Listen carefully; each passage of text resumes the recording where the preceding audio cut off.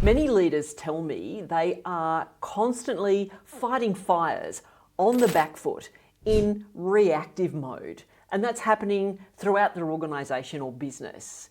It's very hard when you're locked into that situation to make gains, to feel like you are being proactive, able to actually make a difference.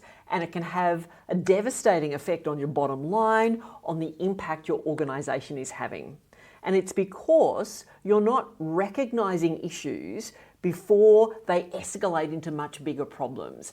This video is going to focus on how you can recognise issues earlier, how can you determine the ones that are going to grow into something nasty, and how you can nip them in the bud effectively. How can you manage issues, problems, challenges that arise in your business or organisation and stop them escalating into a crisis?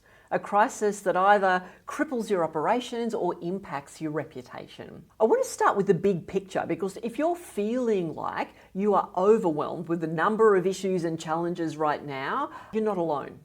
Global trust research bears this out. Levels of trust are very low. We know that public confidence in institutions, government, business, even not-for-profits is very low. We've got a very strong sense of tribalism, of gravitating towards people who are like us and who share our views, and they're the people we listen to most, and that has an impact. You know that misinformation, disinformation, and malinformation are swirling around.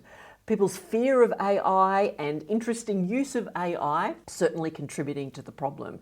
Communities are also feeling very entitled, and they're angry, and they're not afraid to act out that anger on social media. We also know, thanks to AI, that any public missteps are there forever because the LLMs don't forget. So in the future, when people do a search on something relating to your business or organisation, if something's gone wrong in the past, it's going to come up in searches, and often in a very twisted way. So it's a really volatile environment. Now, traditional thinking about crises was that they were unforeseen events, things that just happened out of the blue that potentially had catastrophic events that crippled your operations. More often than not, though, the vast majority of cases, a crisis is simply a small problem that grew into a big monster. I can't tell you the number of times I've been called into an organisation to help because a crisis has erupted and they're saying, we need your help to get this under control and to communicate about it effectively. It's taken me a really short time to see that actually this is not a crisis, this is a stuff-up that was either not identified, or it was identified and ignored, or it was not managed well and it was allowed to fester and grow. Sometimes these can erupt into a reputation crisis where it doesn't impact your operations directly, but it can be just as devastating because your reputation is damaged, which has all sorts of ramifications for you. It could directly impact your bottom line, or if you're a government entity or a not-for-profit, it has other impacts. Not being able to attract good staff, not being able to attract good elected officials who put their hand up to stand for office. Funding bodies become disgruntled, sponsorship partners, all of the things. It's not a good situation if your reputation is damaged. So how can you get more effective at recognising what type of issues are likely to grow? Because let's face it, you can't be jumping at shadows and reacting to any issue that comes along. An issue really, when you think about it, can be as simple as somebody's expectation hasn't been met. Somebody who matters to your business or organisation is dissatisfied with something that you've done. It can be as simple as that. From there, if it's not managed well, it can become like a ticking time bomb, and eventually it can grow into something absolutely devastating. I've seen this many times in organisations that I've worked with, where you can almost track back the course of the crisis back 6 months, 12 months to perhaps some tough conversations that were never had, or a normalisation of negative events. The leader just thought, well, this is the way it's meant to be, and they didn't act. but they could have prevented that issue growing. They could have prevented that crisis erupting, could have saved a whole lot of pain, time, trouble, and resources by addressing the issue early. Perhaps you're a keen surfer, or you've watched people surfing, or you get the concept of surfing. And if you have, you'll probably know that if you're going to surf a wave, you're not going to wait until the wave is about to break on top of you. You want to be ahead of the wave, anticipating the wave, not too early, but definitely not too late. And effectively managing issues is like that. You want to be aware of it before the wave has broken, so that you can ride that wave and take steps to ensure that the wave doesn't grow into a huge nasty tsunami that's going to crash on top of your business or organisation. Now often I watch surfers on the beach near where I live, and it's just a joy to watch them. They're so skilled. The locals, the people who are used to surfing that particular break, they know how the waves work. They know how to stay ahead of that curve. But sometimes they still get cleaned up. Even the most experienced surfers still get absolutely, smashed by these big waves that behave unexpectedly. Managing issues and challenges is a bit like that. Sometimes they are predictable and you can see what needs to be done, but sometimes they're not. Sometimes they do rear up and they crash on top of you. So this is an art and a science. There's no magic wand to say this is how you identify an issue that's going to grow, but there are some indicators. So I'm going to give you a couple of quick things, some lenses to look at your problems, challenges and issues through. These are non-forgivability factors. These are things that commonly occur when issues do grow into big public crises. And this is certainly my observation working with leaders for many years, and it's borne out in research from Harvard that's identified what non-forgivability factors come into play when a problem or challenge arises. The first one is pretty obvious.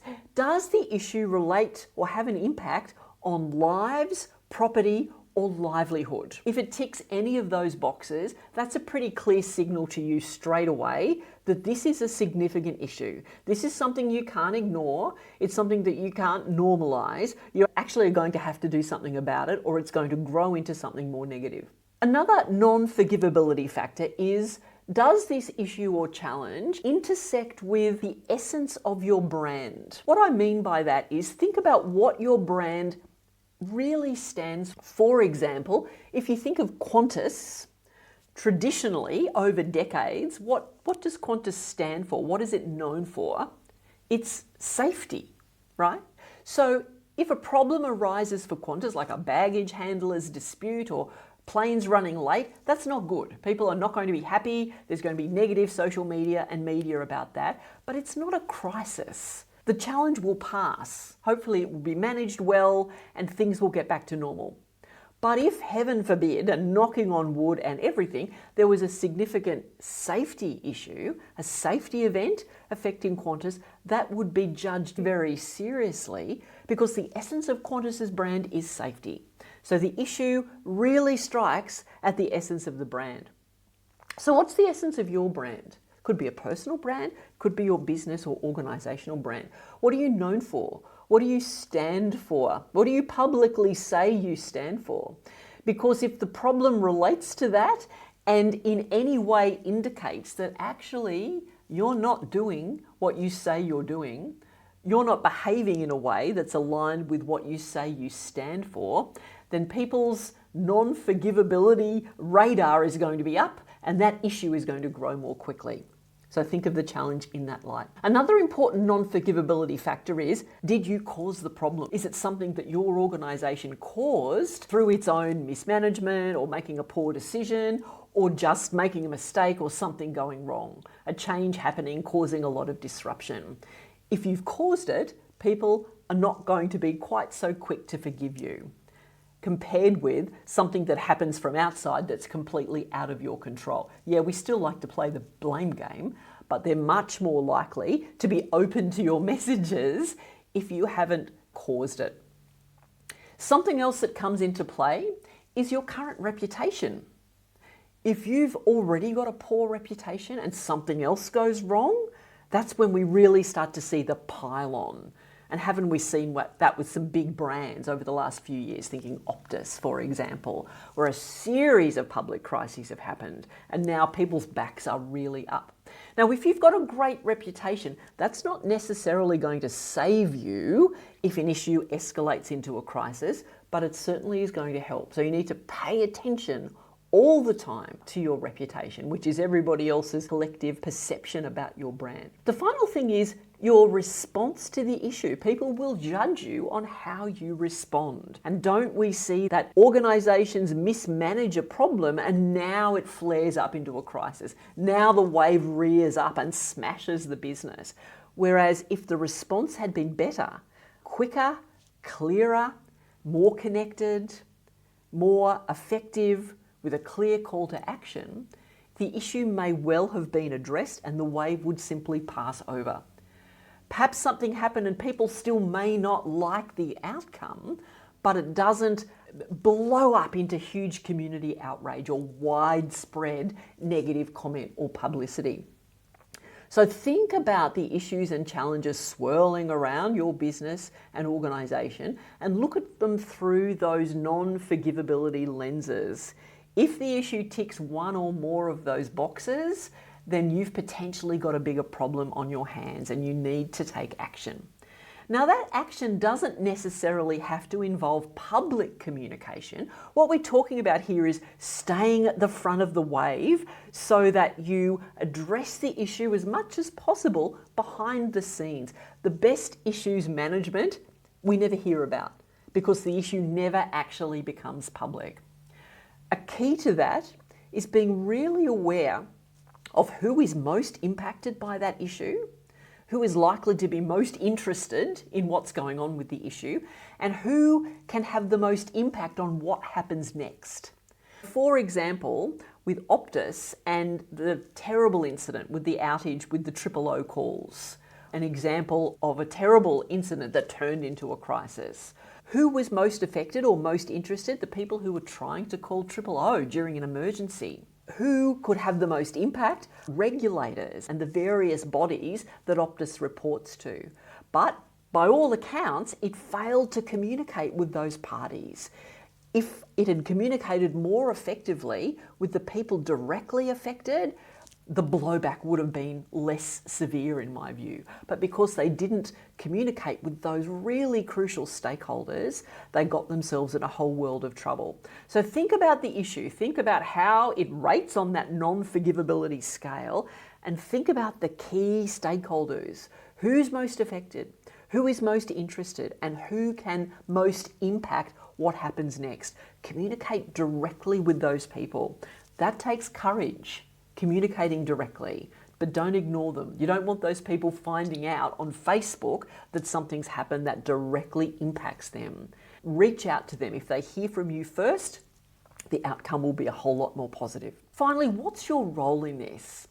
I want to suggest to you that regardless of your job title, whether you're the CEO or a senior manager or a professional in the business, actually your overarching title is Chief Reputation Ambassador. Everybody in the organisation is a key reputation ambassador. Research tells us that people have far more trust in everyday people like themselves than in glossy corporate messages that the organisation might put out there. So it's the conversations you're having over coffee, at football training, at the school canteen, with your family and friends at barbecues. They're the conversations that are really going to impact people's perceptions of your business and organisation. So keep your antenna up in relation to issues that may have the potential to turn into crises and say something about them.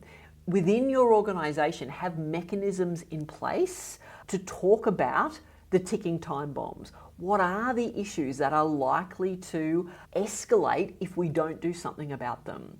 Don't ignore them. Don't assume they'll just burn themselves out on their own. That is rarely the case. So this is about having both awareness and taking action. Awareness on its own isn't enough. That's burying your head in the sand. running around taking action because people are posting negative things online, but really not thinking, having high awareness about the issues, well, that's just taking random action that's likely to make matters worse. But awareness coupled with strategic action, particularly targeting the people most impacted, that's going to be the most effective path to managing issues before they erupt into public-facing crises. There's no guarantee that on any given day, a challenge isn't going to find its way into online comments. But you can take some steps to influence the outcome. If ever there was a time to control the controllables, it's now. There is so much happening out there in the world that you can't control. Your reputation is in the hands of everybody else. It's their perception. But you can certainly influence it by the way you show up, by the awareness you have of everything that's going on in and around your business that could impact negatively, and by the actions you take, the transparency you're prepared to show, by telling it warts and all, having honest conversations, having a positive intent to not become part of the misinformation cycle, but to be a trusted source of truth. All of those things put together are going to help you manage issues before they erupt into crises. I hope this has been useful, and if you're in an organisation that's very issues rich, you're feeling overwhelmed, your leaders, your teams are just constantly on the back foot, reach out to me. Let's have a chat about how we can work and support you to make sure that your culture is much more focused towards being proactive, being alert, taking positive action on managing issues in your business and organisation. Thanks. I'll see you next time.